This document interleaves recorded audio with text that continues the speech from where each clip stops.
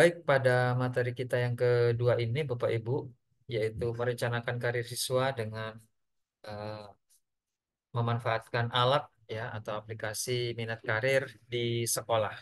Nah, sebelum kita membahas alatnya, Bapak Ibu, kita riset dulu latar belakang apa sih pentingnya kita untuk merencanakan karir masa depan siswa. Nah, kita lihat dulu, Bapak Ibu, keadaan bagaimana keadaan dunia kerja di era teknologi sekarang ya. Kalau Bapak Ibu lihat banyak perusahaan-perusahaan startup yang mungkin CEO-nya atau pemimpinnya adalah anak-anak muda Bapak Ibu ya. Katakanlah Gojek yang sekarang jadi Pak Menteri, ada Ruang Guru yang baru saja menikah CEO-nya. Kemudian ada Shopee ya, semuanya sebenarnya masih usia-usia muda. Kemarin suksesnya juga usia di bawah 30 tahun seperti itu. Nah, sekarang apa yang terjadi di Indonesia Bapak Ibu dengan dunia kerja kita? Ternyata kemarin sempat terjadi perubahan ya, ada perubahan ekonomi dunia dan efeknya adalah ini GoTo atau Gojek dan Tokopedia ini ya perusahaan yang jadi satu, GoTo dan induknya Shopee ini mem-PHK karyawannya jumlahnya ribuan Bapak Ibu. Ini berita sekitar 2022, kemudian 2023 sekitar 6 bulan lalu ini sudah mulai Grab sudah mulai PHK 1.000 karyawan. Kemudian Shopee, Tokopedia, Ruang Guru ini mem-PHK sekitar 7.757 ya pegawainya Bapak Ibu. Ini karena bukan karena mereka ingin ya, tapi karena ini perkembangan perkembangan ekonomi dunia ya ini mempengaruhi banget tentang kesehatan dari perusahaan seperti itu, Bapak Ibu. Nah, ini tantangan di dunia kerja ya.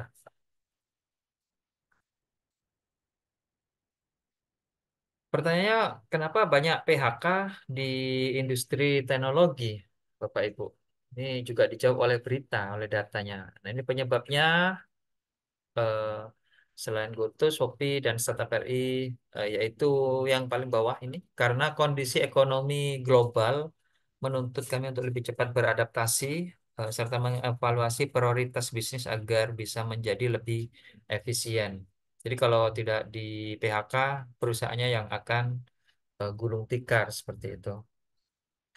Nah, kemudian ini juga yang lebih parah lagi di Inggris perusahaan BT, ya perusahaan telekomunikasi ini PHK-nya 55.000 karyawan Bapak Ibu. Tapi yang mirisnya ya, karyawan yang di PHK ini diganti oleh AI Bapak Ibu, kecerdasan buatan atau artificial intelligence. Jadi salah satunya adalah perkembangan teknologi juga akan mempengaruhi ya keputusan-keputusan perusahaan untuk tetap bisa bertahan dan sekarang lebih banyak memanfaatkan teknologi artificial intelligence atau kecerdasan buatan Bapak Ibu. Nah,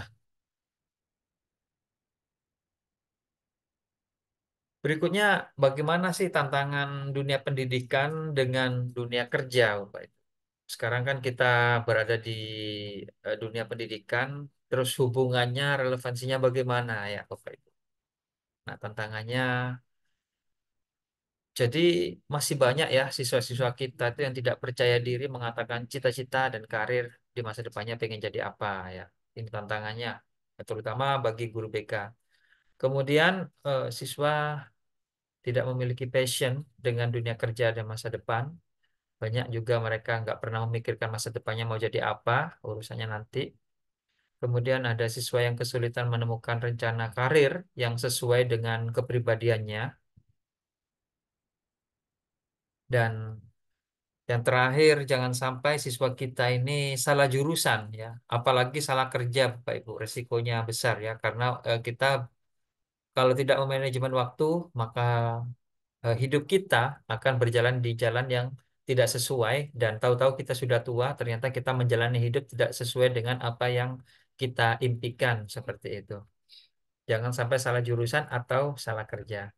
Nah, pertanyaan mendasarnya, seberapa pentingkah guru konselor atau guru BK itu perlu membantu siswa dalam menemukan karir masa depan yang sesuai dengan kepribadian siswa? Jawabannya pasti sangat penting ya Bapak Ibu. Kenapa? Sangat penting. Ya karena tugas guru BK itu Bapak Ibu ya ada empat ya, yaitu melakukan bimbingan pribadi, bimbingan sosial, bimbingan belajar, dan yang terakhir adalah bimbingan karir ya. Ini pasti ya. Pasti jangan sampai terlewat ini. Jadi tugas guru BK itu cuma empat sebenarnya melakukan bimbingan ini. Dan sebenarnya banyak dari setiap bimbingan ini setelah dipecah, eh, dianalisis macam-macam nih isinya Bapak Ibu. Makanya sebenarnya guru BK itu kelihatannya aja tidak ngajar, tapi sebenarnya aktivitasnya padat sekali ya Bapak Ibu.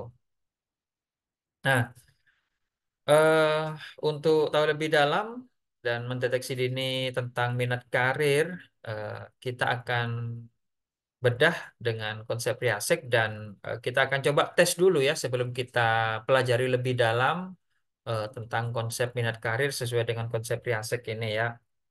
Baik Bapak Ibu, silakan sekarang kita akan melakukan tes online ya untuk Bapak Ibu, eh, tes sementara ya. Tes apa? Tes simpel aja ya. Jadi tidak pakai tes full. Karena tes full jumlah soalnya ini sangat banyak sekali. Kita akan pakai tes sederhana. Jadi saya akan bagikan linknya di chat Zoom ya. Silahkan yang mau ngisi tes, silahkan diisi saja. STTID strip tes strip MK ya. STTID garis miring tes strip MK ya. Bisa dilihat juga di layar atau tinggal klik aja link di chat Zoom Bapak Ibu. Ya, silakan diklik dan Bapak Ibu akan diarahkan pada Google Form dan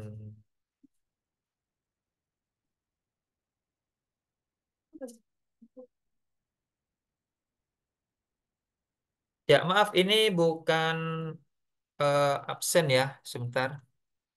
Saya matikan dulu eh, chatnya ya biar nggak kesundul. Ini bukan absen. Jadi data-data yang tidak perlu tidak usah diisi ya Bapak Ibu. Kayak absen, email apa itu biarin aja, diabaikan Bapak Ibu. Isi yang ada tanda bintang merahnya saja. Jadi cukup diisi nama saja ya. Nama seperti itu. Sama email. Oh email ini tidak perlu juga diisi. Tidak ada masalah. Oke nama misalkan Ali. Oke, cara mengisinya cukup dijawab iya atau tidak dan kita nanti akan analisis secara digital dengan memanfaatkan aplikasi minat karir, Bapak Ibu. Silakan waktunya cukup 5 menit ya. Jadi dimulai dari sekarang.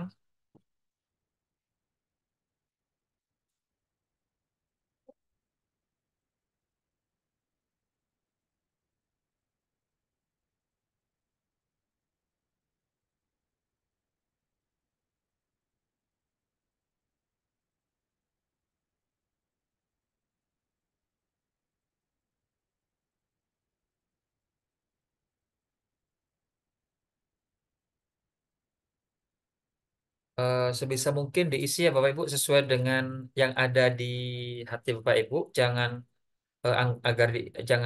sekedar diisi saja ya, tapi disesuaikan dengan apa yang ada di dalam perasaan Bapak Ibu ya. Mana yang paling menunjukkan ya. Jika tidak, dijawab tidak. Jika iya, dijawab iya.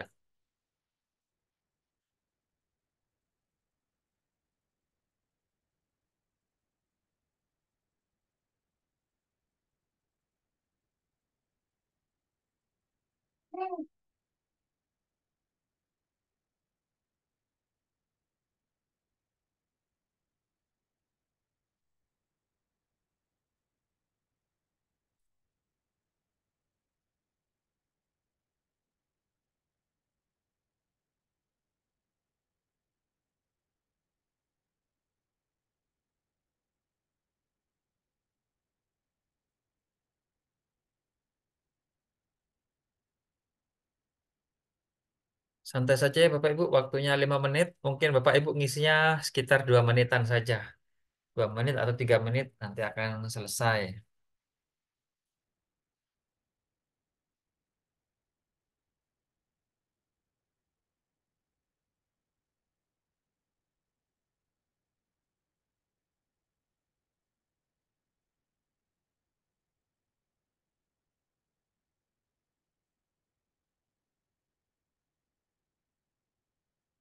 Ya ini baru 2 menit sudah terisi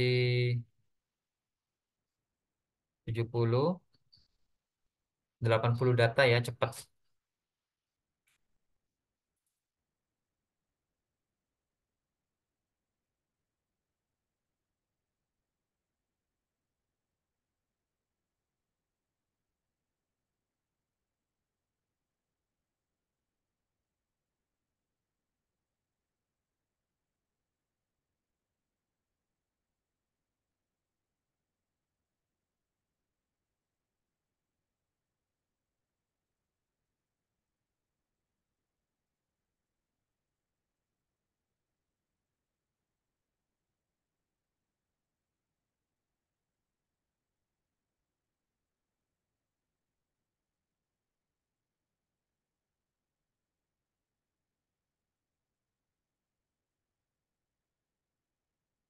Ya baru 4 menit sudah 134.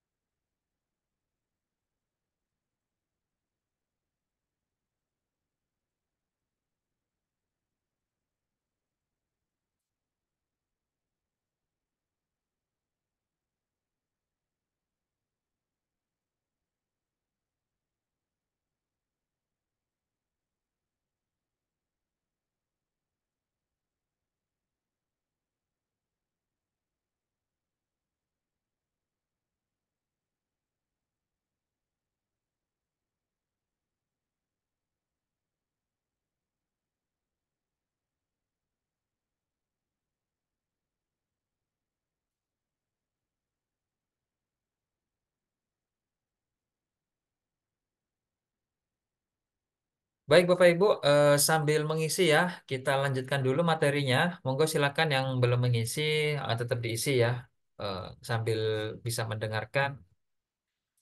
Jadi sebenarnya konsep Riasek ini terkait sama karir ini ditemukan oleh John Lewis Holland. Ini seorang profesor ya yang lahir 1919 dan meninggal tahun 2008. Jadi beliau adalah seorang psikolog Amerika dan profesor emeritus sosiologi di University John Hopkins ya. Beliaulah yang menemukan model pengembangan karir yang disebut dengan konsep Riasek. Jadi ini sebenarnya sudah lama konsep ini Bapak Ibu, sudah diterapkan mungkin lebih dari 30 tahun yang lalu dan 40 tahun yang lalu ya. Tapi mungkin jarang digunakan di beberapa negara. Eh, Hanya digunakan di negara Eropa, Amerika, dan biasanya Australia juga.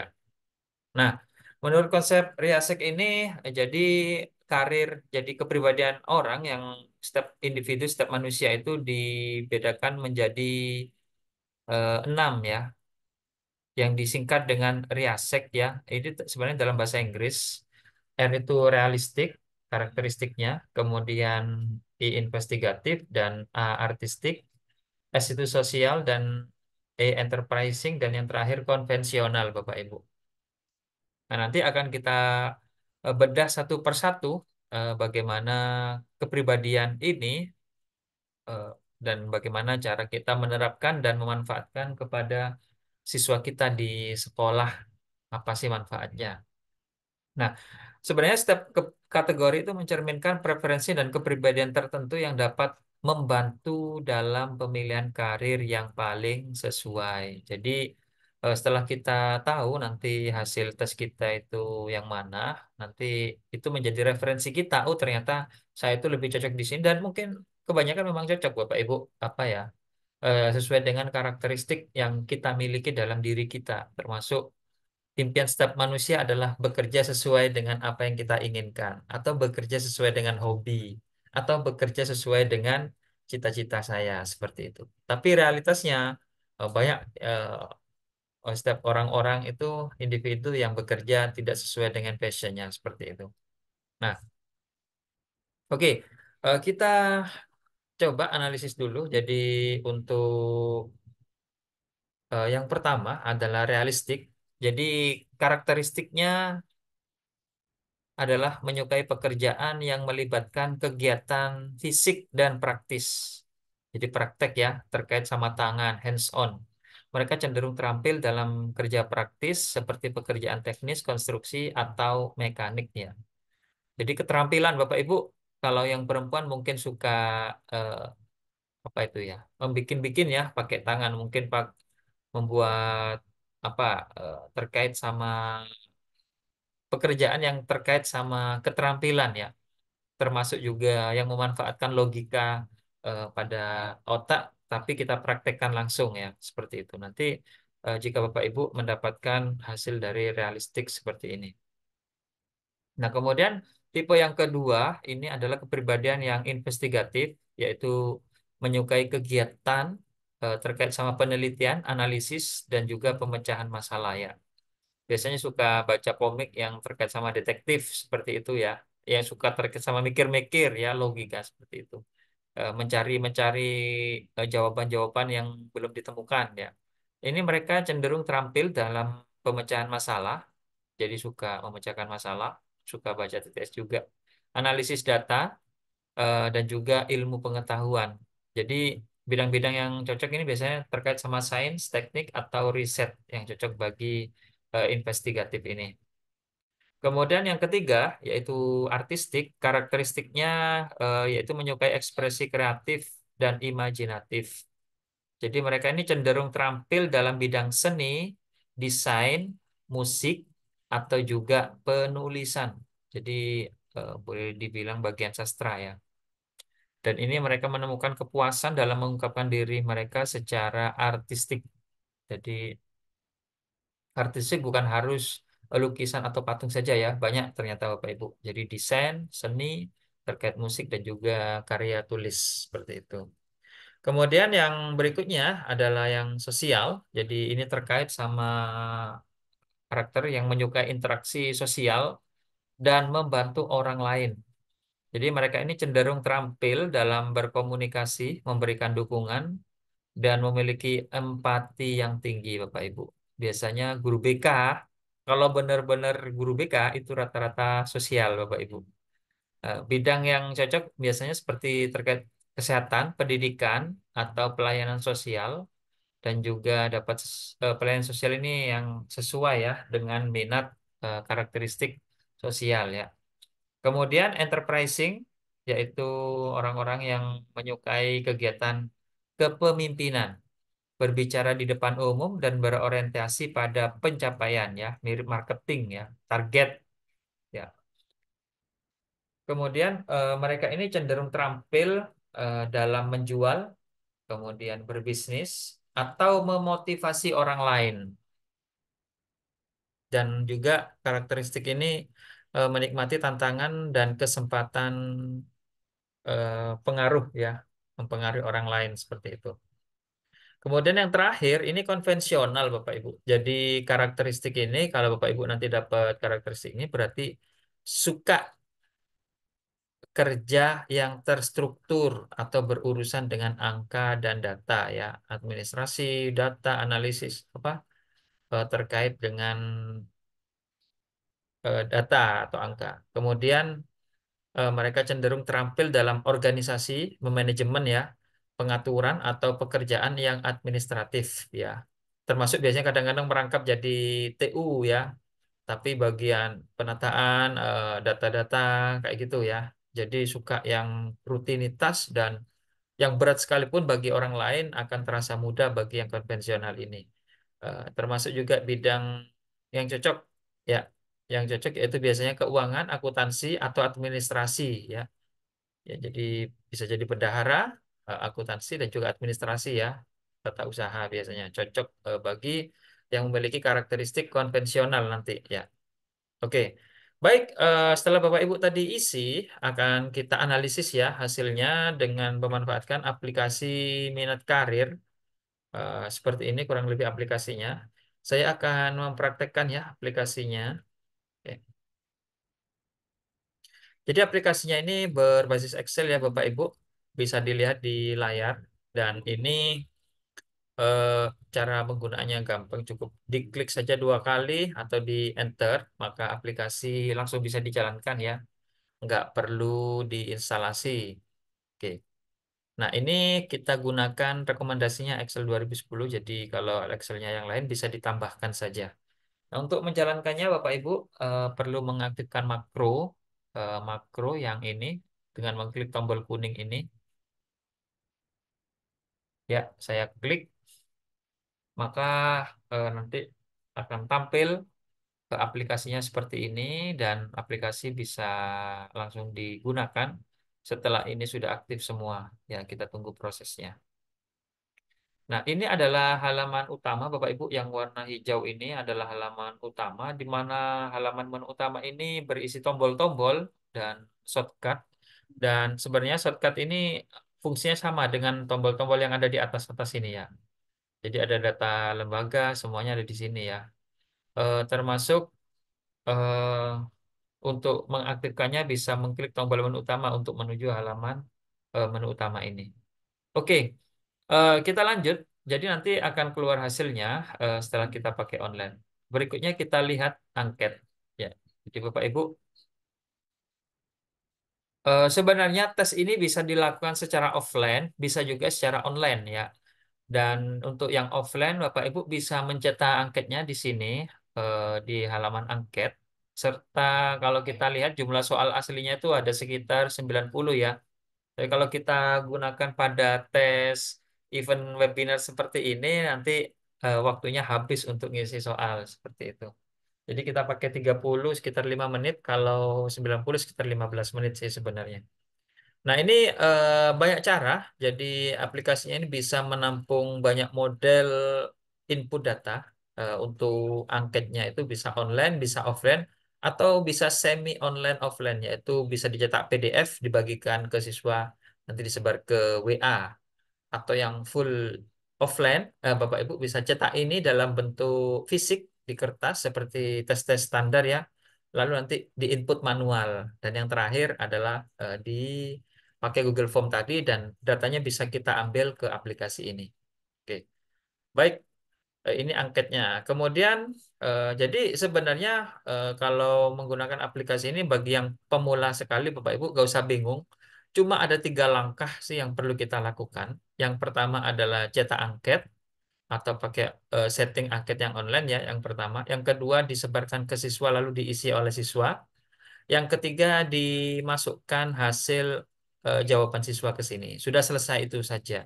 Sisanya nanti akan otomatis dianalisis oleh aplikasi seperti itu ya. Jadi cuma 3 langkah saja seperti itu. Jadi yang ini tombol-tombol kayaknya banyak ruwet di atas ini sebenarnya itu semuanya otomatis Bapak Ibu. Cukup melakukan 3 langkah tadi, yaitu cetak angket diisi oleh siswa lalu kita masukkan hasil jawabannya itu saja. Nah, oke. Kita mulai lagi ke halaman input data Bapak Ibu. Nah, di halaman input data ini ada data identitas sebelah kiri, ada juga data hasil angketnya ya di sebelah kanan. Nah, kita mulai dari data identitas. Jadi ada banyak cara untuk input data di sini, yaitu bisa offline. Offline itu bermacam-macam, ada juga online. Yang online ini otomatis kami rekomendasikan Bapak Ibu. Jadi sekali klik, maka seluruh data itu tadi yang Bapak isi bisa langsung masuk ke dalam aplikasi ini ya, seperti itu. Oke, kita mulai dari yang offline dulu ya Bapak Ibu. Untuk yang offline ini ada banyak cara, yaitu kita bisa apa namanya ketik ya. Cara yang pertama ini, cara yang pertama yaitu cara manual, cara adat atau cara warisan leluhur kita dari dulu, yaitu apa langsung diketik seperti ini. Ali, Budi. Nah ini cara standar ya. Nah, kemudian cara yang kedua, Bapak Ibu bisa copy atau impor data dari Dapodik ya. Silahkan diekspor aja data siswa yang di Dapodik. Lalu dalam bentuk Excel, tinggal klik tombol impor seperti ini.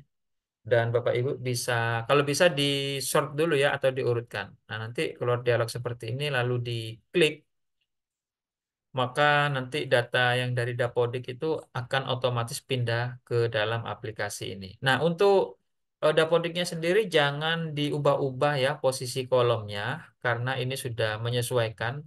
Kalau diubah Bapak Ibu bisa ubah angka-angka yang ada di sini. Ini adalah urutan kolom yang kita ambil datanya seperti ini. Nah, ini langsung cepat ya Bapak Ibu, langsung masuk data siswanya. Nah, ini cara kita ambil data dari Dapodik ya. Jangan lupa kita kopikan ke input data, maka datanya nanti akan masuk ke halaman input data ya, yang tadi. Dan pastikan Bapak Ibu pastikan datanya sudah di-short ya yang di Dapodik. Kalau bisa per kelas ya. Kalau kita tidak buat per kelas, data di Dapodik itu sebenarnya di-generate keseluruhan. Nanti bisa tidak sama dengan yang ada di absen. Oke, ini Bapak Ibu sudah masuk ya datanya. Dan ini untuk input data ini bisa sampai 2000 data ya Bapak Ibu sekali ngambil data. Kita ubah tadi karena jumlah, oh sorry ini jumlah jawaban ya.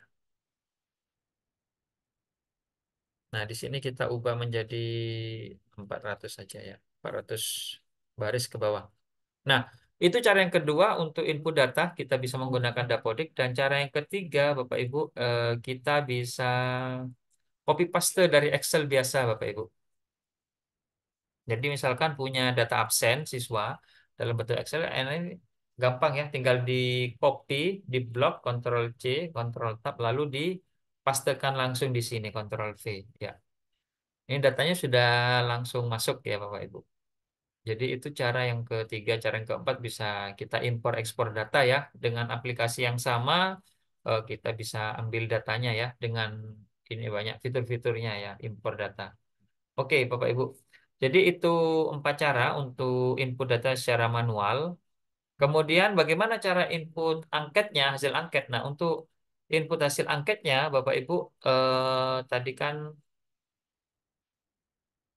ya angketnya ya di sini ya. Nah, cara input angketnya itu Bapak Ibu dijawab misalkan jawabannya iya, maka diisi huruf V misalkan ya. Jika tidak, maka dikosongi. Jadi kalau dijawab iya itu boleh diisi sembarang karakter. Misalkan X itu adalah artinya iya. Kalau jawab tidak dikosongi saja ya seperti itu. Karena itu cara membaca oleh komputer seperti itu. Nah, oke kita mulai. Cara ngisinya jadi kalau misalkan tadi jawab iya maka diisi V atau diisi X atau diisi O ya. Ini semuanya dianggap iya Bapak Ibu. Tapi kalau kosong seperti ini sama komputer itu dianggap adalah tidak ya. Seperti itu. Jadi logikanya gampang. Di sini ada informasinya. Jika dia iya maka diisi sembarang karakternya. Ya misalkan ini iya, iya, tidak, iya, iya gitu ya sampai 6 seperti itu. Maka cara ngisinya seperti itu Bapak Ibu. Oke. Nah, sebenarnya angketnya sendiri di sini tuh ada dua tingkatan ya dan itu bisa diteskan langsung. Jadi ada angket lanjutan. Yang ini adalah angket standarnya. Kemudian di paling bawah itu sebenarnya ada angket lanjutan. Oke, angket lanjutannya itu seperti ini Bapak Ibu.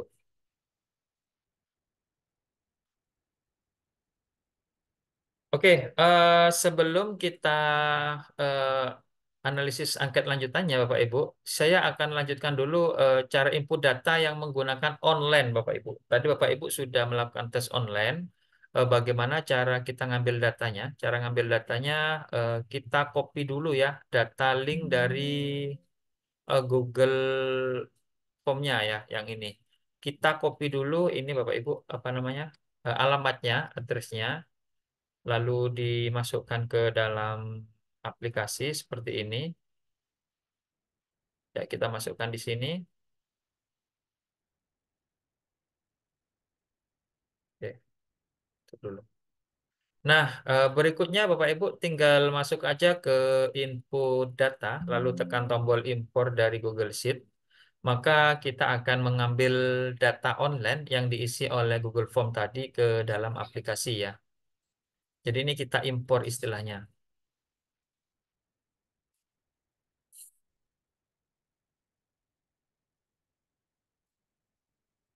Ya, jadi kelebihan dari kita menggunakan data online tadi, maka di sini kita bisa langsung mendapatkan data siswa plus data jawabannya seperti ini. Bayangkan seandainya ini diketik manual, maka ada resiko kesalahan ya, human error-nya seperti itu. Kita lihat berapa yang sudah ngisi, ada sekitar 231 ya, nggak terlihat. Dan ini tesnya hanya tes ringan ya, tes kecil, hanya 30 soal. Sementara soal aslinya ini sampai sekitar 90 ya. Oke. Nah, sampai di sini sebenarnya kita sudah tahu hasil analisisnya dari analisis seperti ini ya. Misalkan eh, nomor satu ini ibu atau bapak ya? Bapak ya, Bapak Ari ya biasanya. Ini hasilnya adalah enterprising dengan jumlah 40% ya, seperti itu. Ini hasil dalam bentuk eh, grupnya ya, dalam skala keseluruhan, dalam skala kelompoknya. Ini Bapak Ibu terlihat ya hasilnya ada yang lebih dari satu untuk hasilnya, ada juga yang dapat empat atau tiga seperti ini. Ini memiliki kemampuan yang lebih ya seperti itu. Oke, jadi setelah Bapak Ibu tahu, jadi angketnya itu ada dua. Dari hasil angket kepribadian tadi, yang kedua ini adalah angket lanjutan Bapak Ibu untuk menentukan cita-cita kita ya.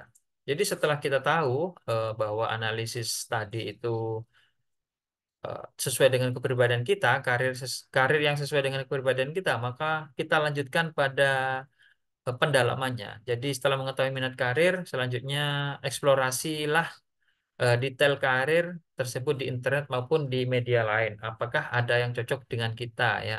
Lalu pertimbangkanlah lagi di mana yang paling sesuai tentang pertimbangan pilihan di berikut ini. Nah, Bapak Ibu, untuk pekerjaan sendiri ya, Bapak Ibu, apakah pekerjaan Bapak Ibu, contoh ya kita sendiri, apakah pekerjaan kita yang sekarang itu sudah cocok dengan apa yang kita impikan?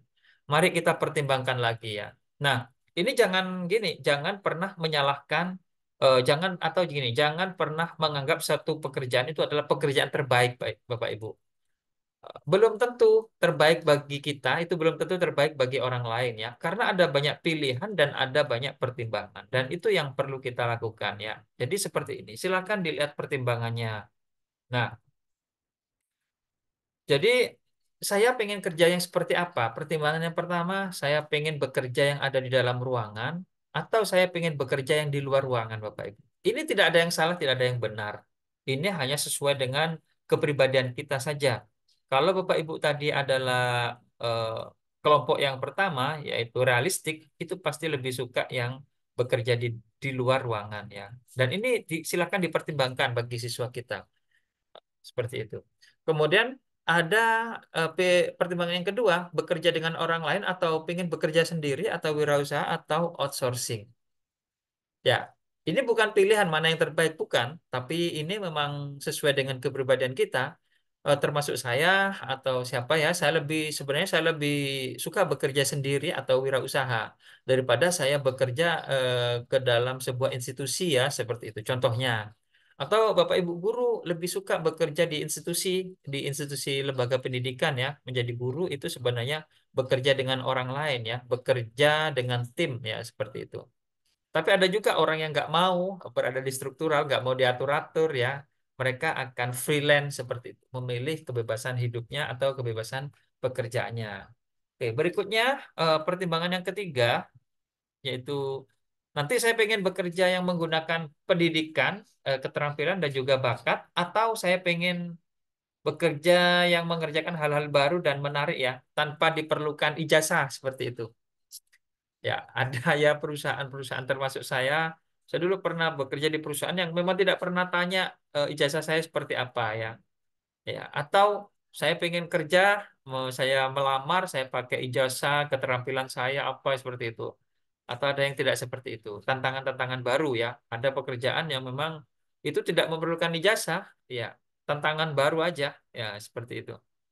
Kemudian berikutnya, pertimbangan yang satu ini saya pengen bekerja dalam jam kerja yang tetap atau saya pengen bekerja dengan waktu yang fleksibel, Bapak Ibu. Jangan dianggap ya sopir Gojek itu kerjanya rutin. Enggak, banyak mereka kerjanya suka-suka Bapak Ibu. Jadi siang itu tidur sudah. Nanti habis maghrib berangkat lagi kerja. Habis itu waktu anak belajar pulang ya suka-suka. Nanti kerjanya nanti malam jam 3 subuh berangkat lagi ya seperti itu. Jam sekolah di rumah saja atau tidur ya. Ada yang suka seperti itu. Atau ada orang yang memang nggak suka ya, nggak suka apa namanya, nggak suka kerja gitu, pengennya jam 7 pagi sudah berangkat, nanti jam 2 atau jam 3 pulang bawa sepatu seperti itu. Itu pilihan, tidak ada yang mana yang terbaik, itu pilihan kita ya. Dan itu ini seperti ini penting ya kita bagikan kepada siswa kita seperti itu. Jadi opsional-opsional seperti ini eh, siswa dalam menentukan cita-cita itu bukan sembarangan ya. Oh ya, ternyata kita harus melakukan riset. Kemudian berikutnya saya pertimbangan berikutnya adalah saya pengen bekerja fokus pada satu atau dua hal dalam pekerjaan atau memiliki banyak tugas dalam pekerjaan ya Bapak Ibu. eh, Kalau guru ya pasti ya fokus pada satu atau dua hal, apalagi guru BK ya fokusnya ya di konseling itu seperti itu dan terkait sama itu. Nggak bisa guru BK sambil ngajar terus sambil jadi wangasek, sambil jadi wali kelas atau itu eh, susah ya, kecuali sekolah yang memang kekurangan guru itu mungkin boleh, kadang-kadang bisa terjadi seperti itu. Nah, kemudian melakukan beberapa pekerjaan fisik. Ya, beberapa ya sedikit atau melakukan banyak kegiatan fisik ya seperti itu. Itu pertimbangannya. Ada yang kalau kita sebagai guru itu sebenarnya nggak terlalu banyak fisik ya. Ada orang yang memang pekerjaannya itu olahraga, senam, silat seperti itu. Itu banyak menggunakan fisik atau climbing. Jadi pekerjaannya itu memang seperti itu ya. Atau yang hiking ya, naik gunung itu memang benar-benar menggunakan fisik, termasuk jadi kontraktor ya, bangunan seperti itu. Kemudian pertimbangan berikutnya, eh, pengen bekerja yang memiliki pendapatan tetap. Pasti Bapak Ibu milih ini ya. Oh ya enak jadi PNS, pendapatannya tetap ya. Tapi apakah salah kalau ada orang lain tidak pengen pendapatan saya tetap? Tidak salah Bapak Ibu, banyak ya. Jadi ada orang yang pekerjaannya itu pendapatannya sesuai apa yang saya minta ya, meskipun tidak tetap ya. Jadi saya dulu pernah di sebelum seperti ini ya, saya pernah dulu masuk ke salah satu perusahaan internasional. Itu ditanya ya Bapak Ibu, Anda pengen berapa eh, HR-nya seperti itu. Ternyata kita yang menentukan ya, seperti itu. Termasuk kontraktor ya, kontraktor atau mungkin juga konsultan ya. Jadi kalau satu kali event itu dapatnya itu gede ya Bapak Ibu. Tapi ya nggak setiap hari dapat. Kalau Bapak Ibu kan rutin setiap bulan ya, dapat honor berapa gitu. Jadi banyak sekali kalau kita tinggal di Jakarta, orang-orang itu mencari uangnya nggak pingin yang rutin tiap bulan dapat. Nggak ya. Tapi mereka satu kali event ya, atau konsultan. Atau gini, Bapak Ibu kalau pernah jadi pengacara ya, kalau tahu yang jadi pengacara, mereka itu dapat uangnya itu bayarannya tidak dibayar satu bulannya berapa, enggak. Jadi kalau berhasil misalkan ada sengketa tanah ya, itu mereka dapat 5% Bapak Ibu. 5% sampai 10%. Makanya ya orang jadi pengacara itu kekayaannya melimpah ruah ya. Kalau sengketa tanahnya itu harganya sampai 10 miliar, jadi yang dapat itu 500 juta satu kali event ya, satu kali kerja seperti itu. Memang lama, 3 bulan, 4 bulan sidang-sidang seperti itu. Makanya kayak Bang Hotman Paris gitu, itu kekayaannya wah wah wah ya. Karena memang satu kali kerja dapatnya 1,5 miliar, seperti itu 2 miliar karena proyek besar-besar ya. Itu salah satu contohnya. Pilihannya seperti ini. Tapi tidak tiap hari ya dapat kerjaan seperti itu. Jadi ada orang yang tahu itu, ada orang yang memang nggak suka. Saya nggak suka yang seperti itu. Saya pengen rutin aja ngajar seperti itu. Pendapatannya rutin sebulan. Di masa tua kita dapat pensiunan seperti itu. Kalau yang kayak tadi itu nggak ada pensiunannya di masa tua Bapak Ibu. Oke, berikutnya pilihannya ya pilihan satu, ini memberikan kesempatan bagi orang lain untuk mengambil keputusan penting. Artinya kita diskusikan mau melakukan apa, kita diskusi bersama ya. Eh, Mau saya pengen kerja yang kita sepakati. Oke, kita misalkan ini di kerjaan di perusahaan. Oke, kita mau melakukan proyek ini kita rapat dulu. Ada juga saya nggak suka yang seperti itu. Sayalah yang menentukan pilihan. Saya yang menentukan mau kemana usaha saya ini ya. Itu biasanya untuk wirausaha atau entrepreneur atau freelance. Sayalah yang menentukan. Saya tidak mau diatur orang lain. Ada yang seperti itu. Itu pilihannya Bapak Ibu. Kemudian eh, ada juga mau bekerja di satu tempat atau lainnya eh, saya nggak suka bekerja di satu tempat monoton. Saya pengen bekerja yang berpindah-pindah ya seperti itu. Jadi seperti Bapak Ibu pasti pilihannya adalah yang ini. Saya bekerja di sekolah A, maka saya kerja di sana. Tapi ada loh, ada orang yang saya nggak suka kerja di sana terus-terusan. Nanti setahun atau 2 tahun saya harus pindah ya. Saya harus pindah, dapat pengalaman lagi di cabang sana seperti itu. Ya. Memang ada yang seperti itu. Dan yang terakhir, eh, saya pengen bekerja dekat dengan keluarga atau saya pengen bekerja di kota lain atau di negara lain ya. Bapak Ibu kebanyakan pasti pengen bekerja di dekat keluarga. Tapi jangan salahkan juga, ada pilihan orang yang suka tantangan, nggak suka ya.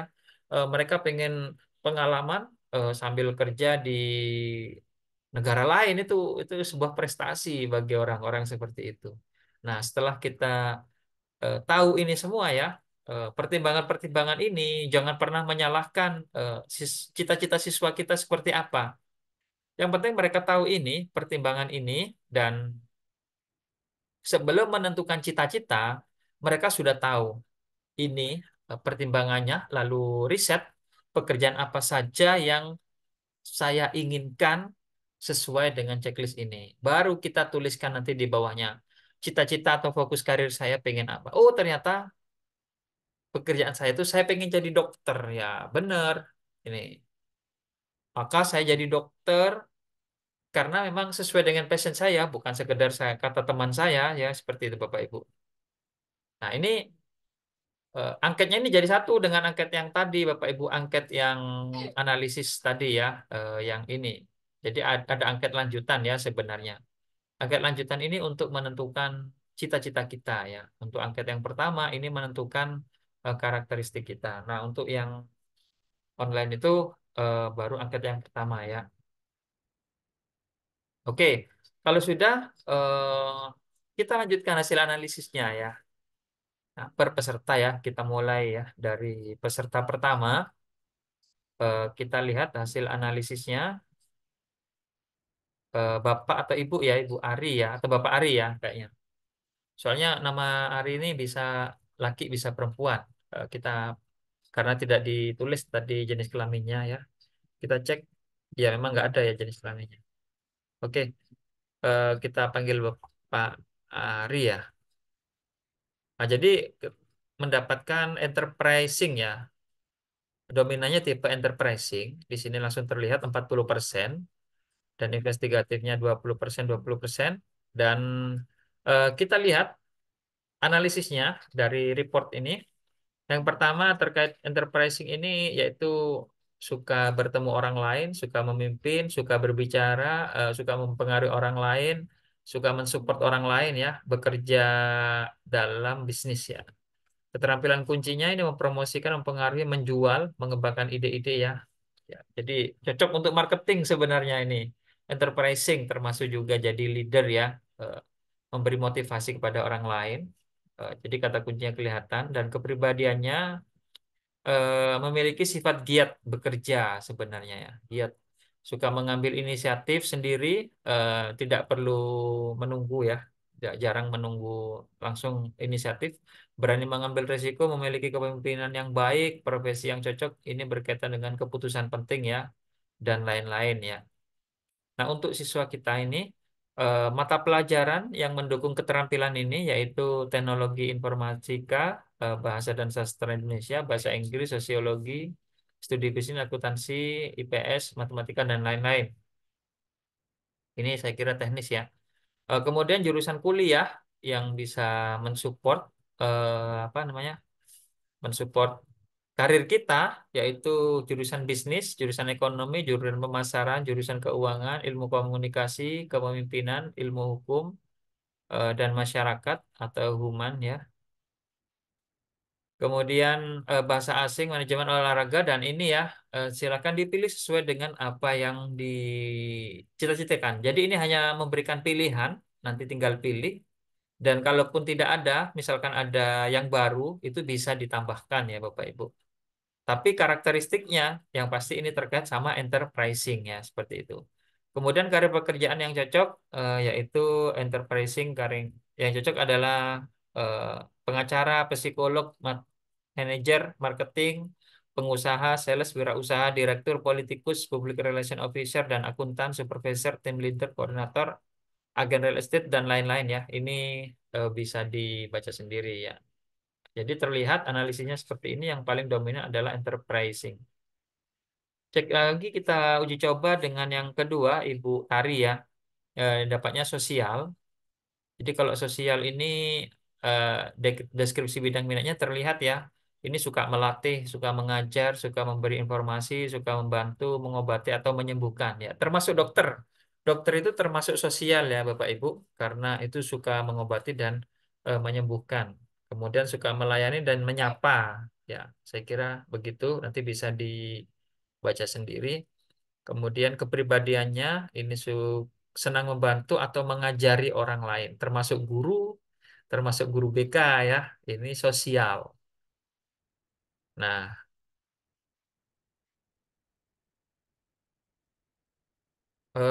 Bapak Ibu guru, apakah suara saya ini memantul atau tidak ya? Enggak ya?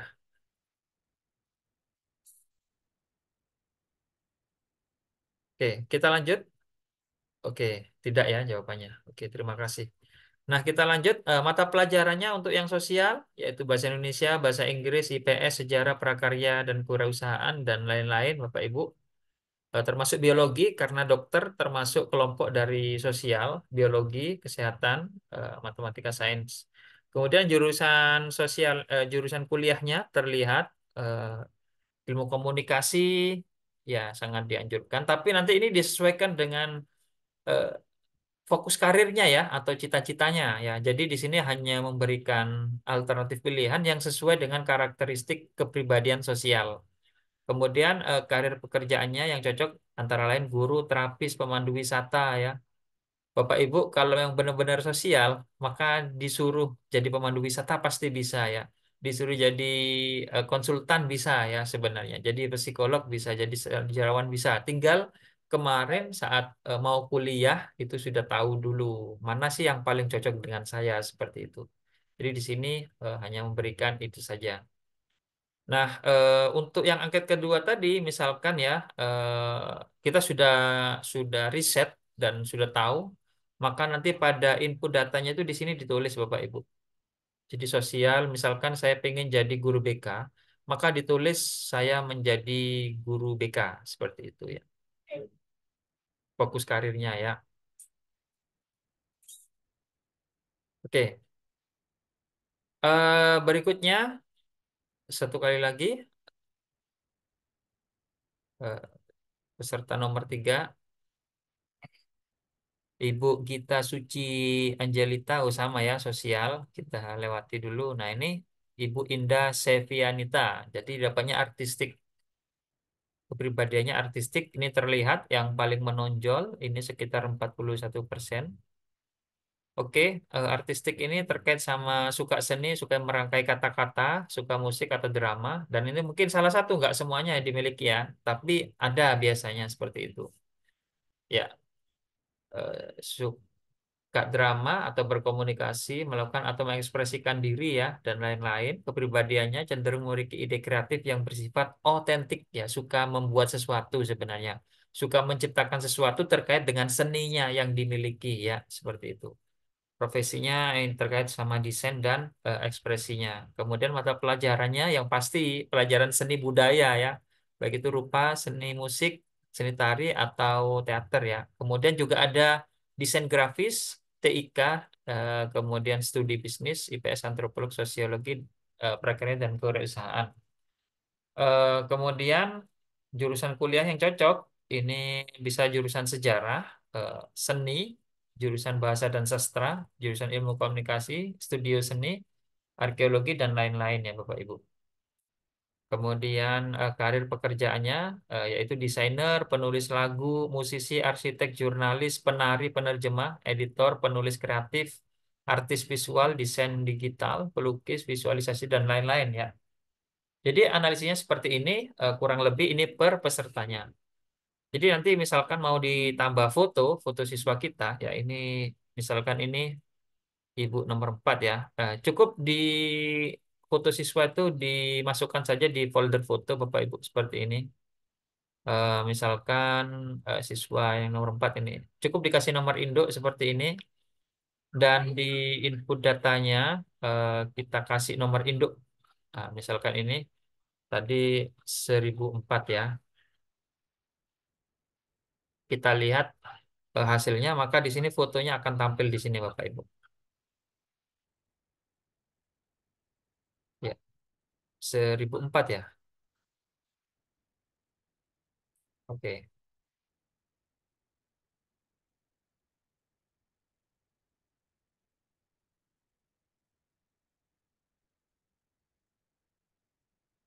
Atau 1001 ya.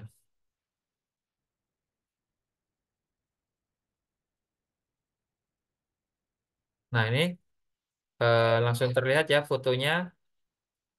Nanti foto siswa kita langsung masuk di sini, Bapak Ibu. Jadi ini bisa kita cetak langsung ke dalam kertas atau print dengan tombol print, atau kita coba cetak dalam bentuk PDF dengan mengklik tombol ini, misalkan dari siswa nomor 2 sampai ke nomor 4 ya. Maka nanti ini akan dicetak dalam bentuk PDF secara otomatis ya. Nah, seperti ini. Kita lihat. Nah, Ibu Tari, kita lihat hasilnya. Dan ini otomatis digenerate semua ya. Oke, ini hasilnya kurang lebih seperti ini. Kalaupun dicetak juga hasilnya seperti ini Bapak Ibu. Sama ya. Nah, ini hasil analisisnya. Termasuk yang tadi pakai foto. Nah, ini Ibu Indah Sevianita ya. Nah, ini termasuk ada fotonya ini ya. Jadi kalau kita kasih foto siswa kita akan lebih keren ya. Nah, demikianlah ini bisa menggenerate sendiri. Kemudian kita lihat output semuanya dan ini analisis secara keseluruhan dalam satu kelompok kelas. Jadi ada berapa ini? Ada sekitar 200-an tadi ya atau 300-an ya. Oh, 231 ya Bapak Ibu.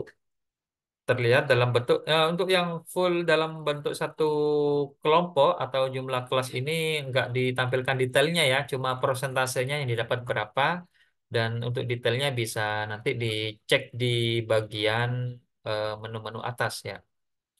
Nah, kemudian ini juga ada dalam bentuk grafiknya yang multi ini banyak ya, realistiknya berapa, konvensionalnya ternyata di kelas kita pada malam hari ini lebih banyak konvensional, yaitu Bapak Ibu guru yang suka dengan administrasi ya, atau keuangan, atau manajemen seperti itu intinya.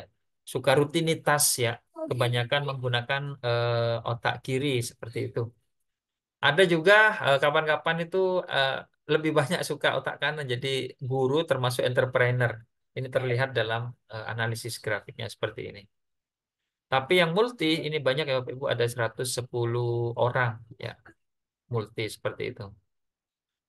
Oke, ini juga ada covernya. Kalau mau dicetak, yang tadi ada riset per pesertanya, tinggal di print aja, dicetak nanti buat laporan ke kepala sekolah ya Bapak Ibu.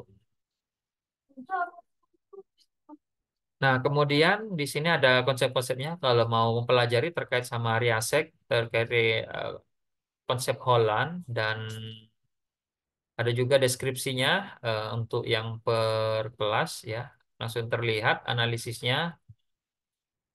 Ya, sosialnya bagaimana ya? Ini banyak nanti tinggal dibaca-baca sendiri kepribadiannya atau juga termasuk mata pelajaran yang cocok untuk setiap kepribadian. Bapak Ibu bisa dibaca sendiri ya. Oke, saya kira begitu ya Bapak Ibu. Eh, Demikianlah pemaparan kita tentang aplikasi minat karir ini Bapak Ibu. Nah, kita lanjutkan dulu materinya ya. Oh ya, bagi Bapak Ibu yang tadi pengen tahu hasilnya, saya cetak PDF ya, tapi yang dalam bentuk ini, yang dalam bentuk satu kelas ya. Karena yang dalam bentuk apa namanya pesertanya ini nggak mungkin, karena jumlahnya banyak sekali yang ikut tes sekitar 200. Kita cetak yang dalam bentuk satu kelas ini berbentuk PDF ya. Yang mana? Oh ini ya. Kita akan upload ke internet.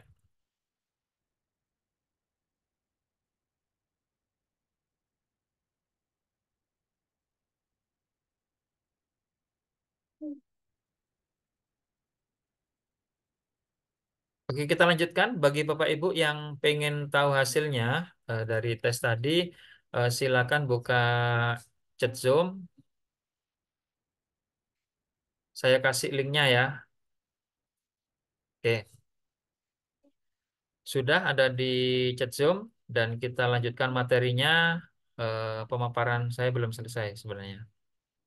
Oke, nah pertanyaan berikutnya, bisakah kita membangun tim yang unggul dalam karir para siswa ya? Jadi setelah tahu ada siswa kita itu yang realistik, ada siswa kita itu yang artistik, ada yang konvensional, ada yang eh, sosial ya. Apakah apa yang harus kita lakukan berikutnya? Apakah biarkan gitu aja setelah tahu hasilnya gitu aja? Enggak ya, Bapak Ibu. Ya, jadi kita perlu membangun ya, membangun tim unggul pada setiap siswa. Karena nggak ada zaman sekarang ini orang sukses itu hanya seorang diri, menjadi seorang koboi itu nggak ada. Semuanya perlu tim ya, semuanya perlu kerjasama. Tidak ada orang paling pinter terus dia sukses sendirian nggak bisa.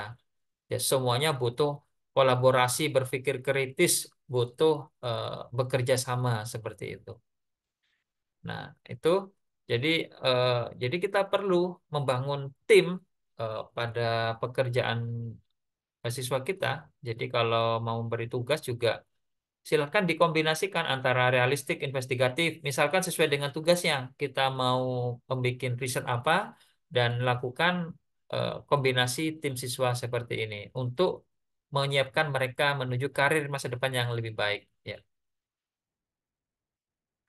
Nah, kemudian ini adalah tahapan-tahapan perjalanan karir ya Bapak Ibu. Jadi pada usia eh, di bawah 15 tahun itu adalah masa pertumbuhan ya. Kemudian di usia 15 tahun sampai 24 tahun masa SMP SMA itu adalah masa penjajakan, yaitu di mana seseorang berada dalam tahap penjajakan. Dalam usia ini mereka mulai menggali beberapa keahlian secara serius dan memulai eh, mencoba untuk bekerja ya. Jadi siswa kita akan memulai bekerja. Saat usia di bawah 15 tahun ini biasanya mereka ini apa ya, lebih meriset dulu ya konsep tentang minat karir ya seperti itu dan berpikir tentang alternatif keahlian. Itu yang di bawah 15 tahun. Kemudian 15 tahun sampai 24 adalah proses penjajakan. Kemudian usia 25 sampai 44 ini biasanya kalau kita lulus kuliah atau menjadi guru muda, ini adalah masa pemantapan ya. Jadi biasanya masa pemantapan ini secara terus-menerus melakukan pengujian terhadap kemampuan yang dimilikinya dan mencoba untuk melakukan pekerjaan yang sesuai dengan minat dan bakatnya, Bapak Ibu. Jadi termasuk kita, termasuk guru-guru muda di usia antara 25 sampai 44, saya bekerja tapi saya nggak akan fokus pada kerjaan saya terus. Saya sambil mencari lagi apakah ada pekerjaan yang cocok. Tapi kalau sudah usianya sudah melewati 40 tahun, oh berarti memang ini pekerjaan saya. Seperti itu.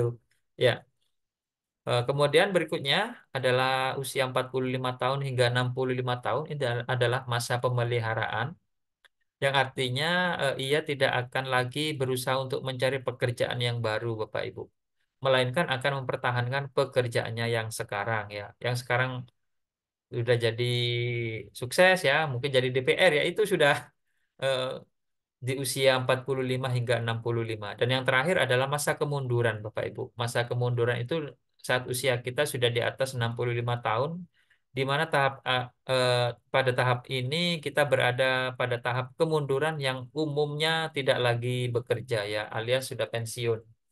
Jadi walaupun bekerja biasanya eh, susah ya, apa ya, banyak kendalanya seperti itu. Nah, Nah, pertanyaan berikutnya adalah perlukah siswa kita ini melakukan perencanaan karir, Bapak Ibu? Ya, setelah Bapak Ibu memperhatikan seluruh rangkaian event webinar kita, jawabannya pasti ya, sudah tahu semua ya, wajib ya, kita perlu ya. Dan apa sih manfaatnya perencanaan karir bagi siswa kita, Bapak Ibu? Ya, jadi pentingnya kita merencanakan karir siswa kita, yaitu untuk mengembangkan keterampilan kepemimpinan diri dan kemampuan dalam mengambil keputusan. Jadi nggak ragu-ragu ditanyai, kamu cita-citanya pengen jadi apa, nak? Mereka sudah tahu ya. Bukan lagi pengen temanku jadi dokter, aku jadi astronot. Nggak seperti itu, Bapak Ibu. Tapi memang benar-benar dipikirkan secara matang dan mendalam ya. Kemudian siswa kita jadi lebih fokus dan termotivasi memutuskan langkah-langkah yang diperlukan untuk mencapai tujuan. Saya tahu, saya pengen jadi hakim, maka saya harus memperbanyak membaca buku-buku sosial, buku-buku terkait sama hukum, buku-buku terkait humanisme, seperti itu. Dan yang terakhir, eh, siswa itu dapat mengidentifikasi minat, bakat, nilai-nilai, dan kekuatan siswa yang dapat membantu dalam memilih bidang karir yang sesuai, Bapak Ibu. Kemudian berikutnya, rencana karir yang terstruktur dan dipersiapkan dengan baik, itu dapat membantu siswa meningkatkan peluang peluang mereka dalam mencapai kesuksesan karir. Ya, saya pengen jadi wartawan, maka sejak sekarang saya akan berusaha untuk pinter, ya, mewawancara, berdiskusi sama orang seperti itu. Mereka akan tahu ya seperti itu. Dan yang terakhir dapat membantu siswa menghadapi perubahan yang tak terelakkan dalam dunia kerja. Ya, jadi secara umum tadi bukan sekedar cita-cita saya saja. Misalkan cita-cita saya jadi dokter, ternyata ada perubahan massa di mana sekarang sudah banyak dokter di mana-mana, jadi dokter sudah nggak laku karena terlalu banyak saingan, maka kita bisa eh, menghadapi perubahan itu. Jadi banyak dibuat pakai aplikasi Halodoc ya. Sebenarnya itu adalah salah satu evolusi ya, evolusi pengobatan menggunakan Halodoc seperti itu ya, atau mungkin yang lain pakai pengobatan alternatif ya Bapak Ibu. Jadi siswa kita sudah nggak akan lagi takut akan perubahan ya. Ternyata mau jadi bidan, katakanlah ternyata di desa, setiap desa sudah ada 3 bidan. Ya, bingung kita ya seperti itu. Tapi kalau kita sudah dipersiapkan sejak awal, kita sudah tahu oh apa yang akan terjadi, kemungkinan apa dan solusinya apa ya, seperti itu. Oke. Nah, berikutnya kita sebagai guru silakan dipilih. Yang pertama ini mau membiarkan nasib yang menentukan karir masa depan siswa kita sehingga siswa kita tidak dapat melihat tantangan masa depan mereka. Kalau kita pasrah aja ya sudahlah, nanti apa kata-kata nanti lah, sudah sekarang penting sekolah aja ya. Atau Bapak Ibu, ini efeknya ya, efeknya. Kalau kita biarkan apa kata masa, yang terjadi siswa kita itu apa Bapak Ibu? Mereka malas belajar ya di sekolah, nggak semangat seperti itu, atau mungkin malah melampiaskan dengan berpacaran ya, seperti itu. Atau yang kedua, eh, mau memfokuskan diri untuk merencanakan karir masa depan siswa kita Bapak Ibu, sehingga siswa kita punya arah dan tujuan yang jelas serta rencana masa depannya ya, dan rencana masa depannya seperti itu.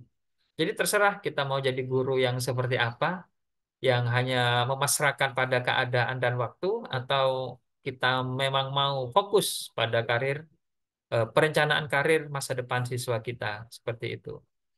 Dan ini siapakah anak-anak muda ini Bapak Ibu? Ini adalah Mark Zuckerberg, ya, di usia 21 tahun. dulu nggak lulus kuliah, waktu kuliah apa bikin Facebook ya, ngajak temannya 6 orang, yang datang cuma 3, yang lain tidak percaya dia bikin apa, yang 3 sekarang jadi triliuner, Bapak Ibu, kekayaannya ratusan triliun. Yang Mark Zuckerberg ini Facebook keuntungannya itu bisa sampai berapa ya, ribuan triliun ya, ribuan triliun Bapak Ibu. Ini sewaktu jadi mahasiswa. Dan yang ini adalah Elon Musk, Bapak Ibu. Di usia 12 tahun bikin program game terkait space ya, perang ruang angkasa ya. Sekarang dia yang menciptakan satelit-satelit bisa dikirim ke ruang angkasa dengan eh, produknya SpaceX ya. Dan yang men- eh, menjual apa namanya? Menjual mobil listrik Tesla terbesar di seluruh dunia. Ya, ini masih muda semua, usianya di bawah 30 tahun. Dan yang ini Bapak Ibu, siapa dia? Jadi adalah Edward Snowden ya. Ini sebenarnya orang tidak baik bagi Amerika. Jadi di usia masih muda, sekitar 26 tahun, Edward Snowden itu dulu mem- apa itu?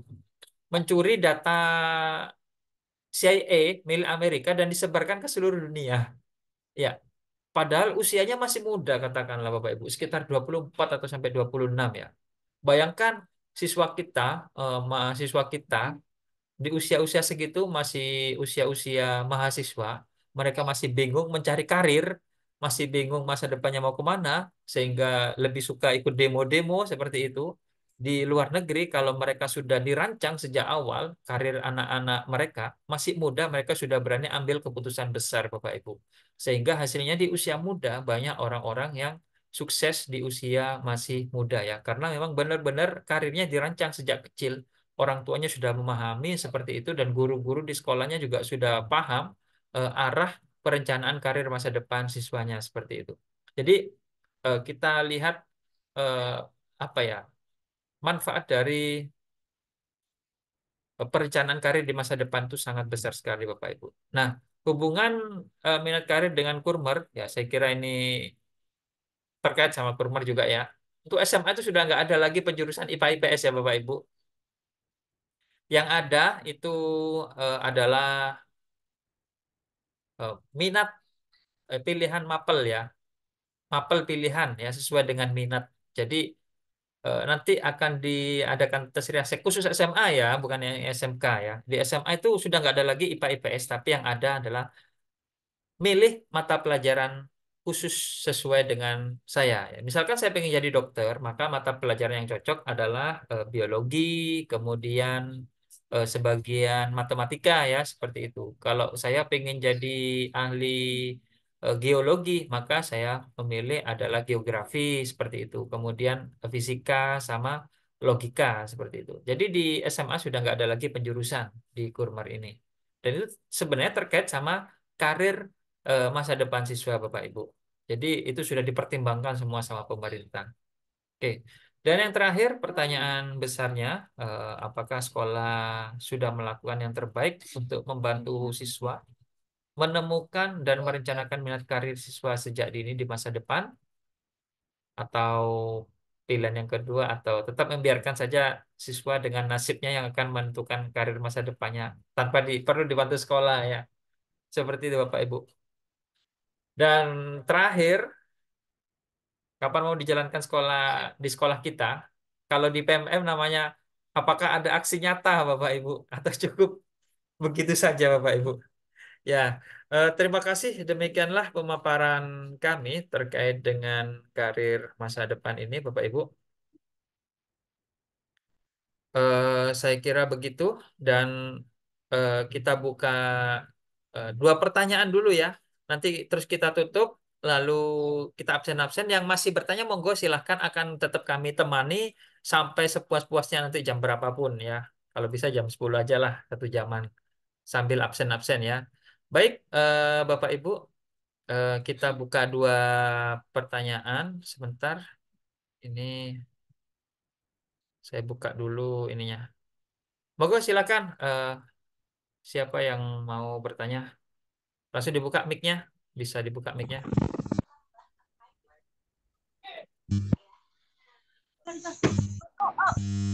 Monggo silakan.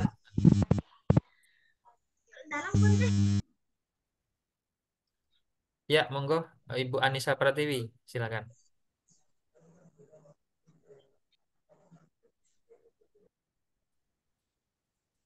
Ya, nggak ada yang bertanya? Halo, Ya, halo Bapak, monggo silakan. ya, begini Bapak. Assalamualaikum warahmatullahi wabarakatuh. Waalaikumsalam warahmatullahi wabarakatuh. Eh, Terkait dengan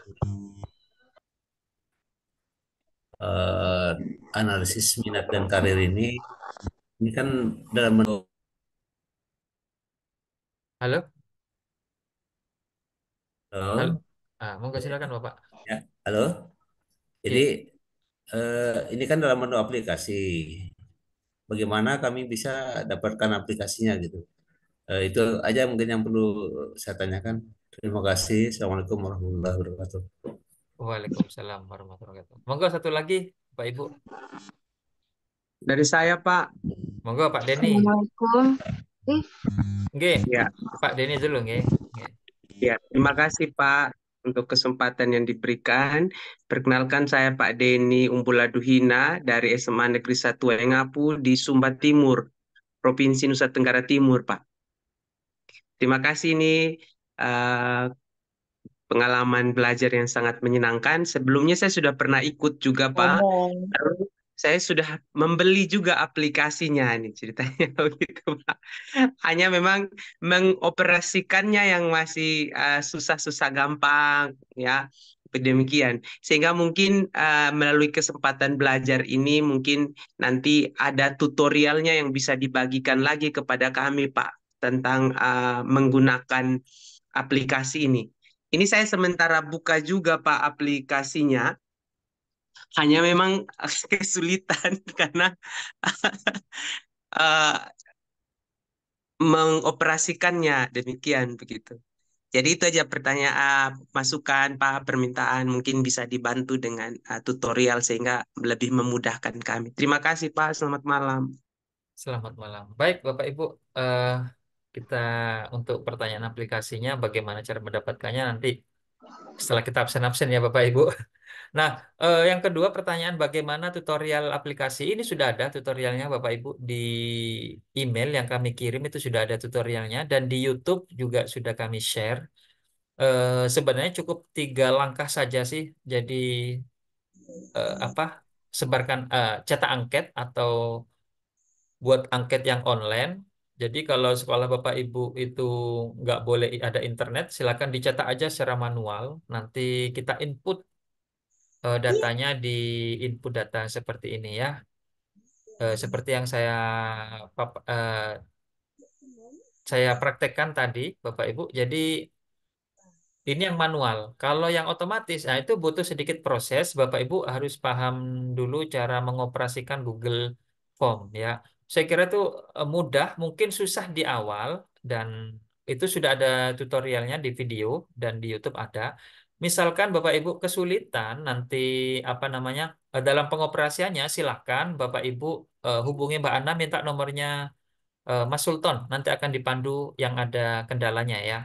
Tapi jangan dari awal dari nol putul nggak tahu apa-apa nanti ini lama sekali ya untuk pemahamannya. Jadi silakan dilihat dulu video tutorialnya, kemudian yang ada kendalanya nanti disampaikan ke Mas Sultan dan mungkin akan dibantu Bapak Ibu.